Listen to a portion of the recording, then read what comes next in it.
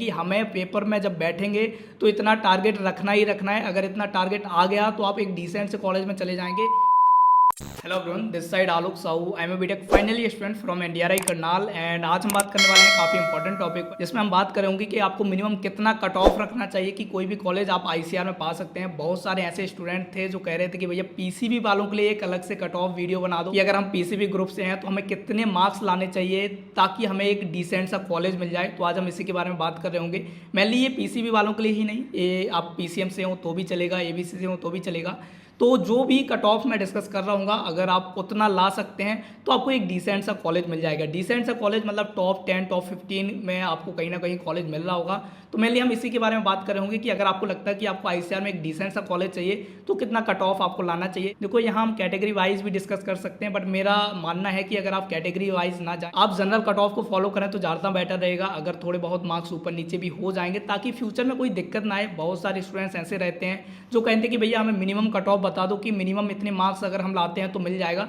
But मैं कहूँगा कि आप मिनिमम कट ऑफ के पीछे मत भागिए। आप कोशिश कीजिए कि जनरल के कट ऑफ से किसी भी कॉलेज में एडमिशन लें तो वो ज़्यादा बेटर रहेगा।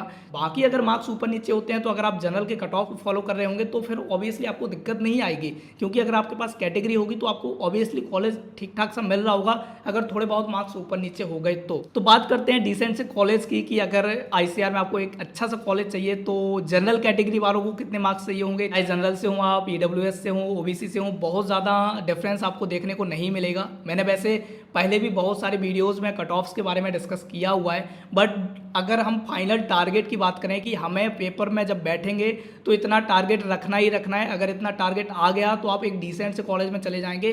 बाकी अगर टारगेट से ऊपर नीचे हुआ तो दिक्कत कर सकती हैं। वो चीज़ें आपको काउंसलिंग में समझ आएंगी। इसलिए कहते हैं कि आपके पेपर से ज़्यादा जो इंपॉर्टेंट होता है वो आपकी काउंसलिंग होती है। तो अगर आपको लगता है कि पेपर के साथ साथ आपको अपनी काउंसलिंग भी संभालनी है एंड आपको लगता है कि आपको आईसीआर के बारे में बहुत ज़्यादा नहीं पता, आईसीआर में क्या चीज़ें होती हैं, कौन से कॉलेजेस होते हैं, कौन से कोर्सेज होते हैं, बहुत कुछ नहीं पता, तो ऐसे स्टूडेंट्स के लिए हम चला रहे हैं अपना 1-to-1 पर्सनल मेंटरशिप प्रोग्राम, जिसमें हम सारी चीज़ें बता रहे होते हैं कि कैसे क्या कुछ होता है। एंड इसमें हम आपके साथ तब तक रहते हैं 24/7 कॉल्स पर, जूम कॉल्स इसमें चलती हैं एंड बहुत सारी इसमें चीज़ें हैं, ये तब तक रहती हैं जब तक आपको आईसीआर के थ्रू एक पर्टिकुलर कॉलेज में एडमिशन नहीं मिल जाता।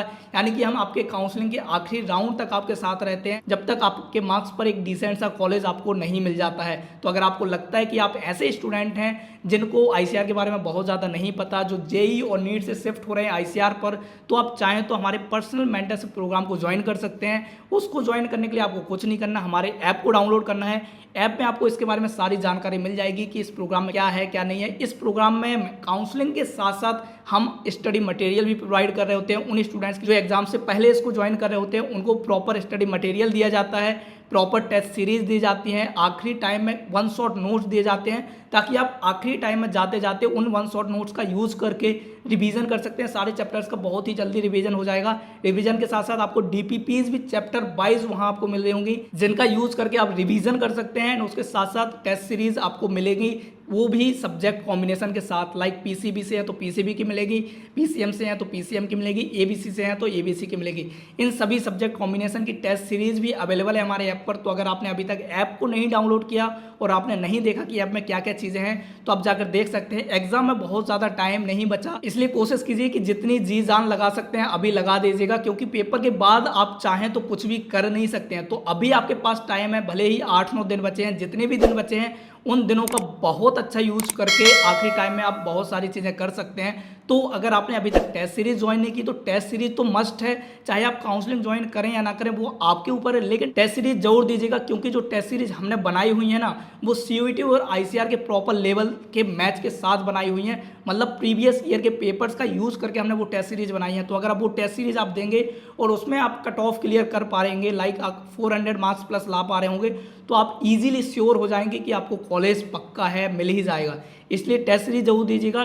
टेस्ट सीरीज के साथ साथ आपको काउंसलिंग की जरूरत है तो आप पर्सनल मेंटरशिप प्रोग्राम को प्रेफर कर सकते हैं, जिसमें पेपर से पहले हम भी आपके साथ डिस्कस कर रहे होंगे कि आपको किन चीज़ों का यूज करके आपको पेपर में बेहतर करना है, क्या क्या चीज़ें आप कर सकते हैं कि पेपर में आप एक बेहतरीन स्कोर लाएं। तो अगर हम कट ऑफ की बात करें तो देखो मैं जनरल कट ऑफ बता देता हूं, 400 प्लस तो टारगेट रखना ही है 600 में से, यानी कि 400 प्लस लाते हैं तो आपको एक डिसेंट सा कॉलेज मिल जाएगा आईसीआर में, चाहे फिर आप जनरल से हो, ईडब्ल्यूएस से हो, ओबीसी से हो, एससी से हो, एसटी से हो। एससी एसटी वालों को तो 400 प्लस पर एक बहुत ही अच्छा कॉलेज मिल जाएगा। मतलब अगर एससी एसटी वाले थोड़ा सा 50-60 नंबर नीचे भी ले आएंगे तो भी उनको एक डिसेंट सा कॉलेज मिल जाएगा। बट मैं कहूँगा कि आप 400 का टारगेट जरूर रखें कि पेपर में जब आप बैठें तो मानकर चलें कि मुझे 400 अचीव करना ही करना है। इसलिए मैं कह रहा हूँ कि टेस्ट सीरीज को दीजिएगा आप। टेस्ट सीरीज में अगर आप 400 प्लस अचीव कर पा रहे हैं तो कहीं ना कहीं आपकी तैयारी बहुत अच्छी है एंड इसकी वजह से आप पेपर में भी बहुत अच्छा स्कोर कर पा रहे होंगे। एंड अगर आपको लगता है कि आपका सिलेबस नहीं हो पा रहा पूरा, तो मैं कहूँगा कि जितना हो गया है आप उसको बेस्ट करो, बाकी जो रह गया है उसको रह जाने दो। अभी जितना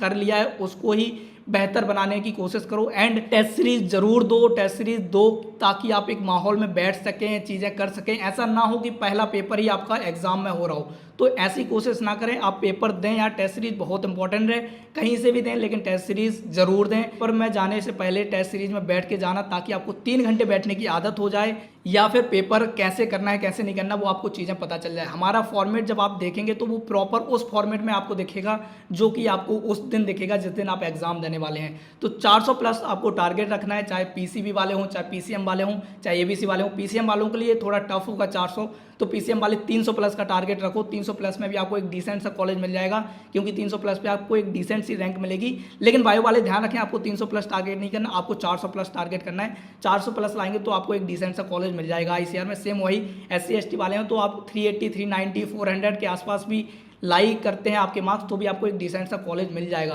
तो जो स्टूडेंट्स कह रहे थे कि भैया पीसीबी के लिए अलग से बना दो या पीसीएम के लिए अलग से बना दो, तो देखो इनके लिए अलग से वीडियो की जरूरत है ही नहीं। आप 400 प्लस का टारगेट रखो। 400 तो मिनिमम है उन स्टूडेंट्स के लिए जो जनरल से हैं, ईडब्ल्यूएस से हैं, ओबीसी से हैं। इन लोगों को तो इससे भी ऊपर लाने पड़ेंगे एक डिसेंट कॉलेज लाने के लिए। ये मिनिमम कट ऑफ बताया मैंने कि 400 आपको टारगेट रखना ही रखना है, तभी जाके आप एक ठीक ठाक कॉलेज में पहुंच पा रहे होंगे। बाकी अगर आपको आजमाना है कि आप 400 प्लस ला पा रहे हैं या नहीं ला पा रहे हैं तो जाओ हमारे ऐप को डाउनलोड करो, उसमें जो टेस्ट सीरीज दी गई है उन टेस्ट सीरीज को जाकर दो एंड फिर पता करो कि आप कितने मार्क्स ला पा रहे हैं। एंड वो मार्क्स डिसाइड कर देंगे कि आपको डिसेंट सा कॉलेज मिलेगा या नहीं मिलेगा। अगर कोई कमी रह गई होगी तो फिर उस कमी को पूरा करो एग्जाम में जाने से पहले, ताकि आप एग्जाम में बेहतर कर सकें। तो आई होप की चीजें आप समझ रहे होंगे कि मैं क्या कहना चाहता हूँ। तो जो कट ऑफ को लेकर प्रॉब्लम आ रही थी या डाउट्स आ रहे थे वो आई होप कि आपको क्लियर हो गए होंगे।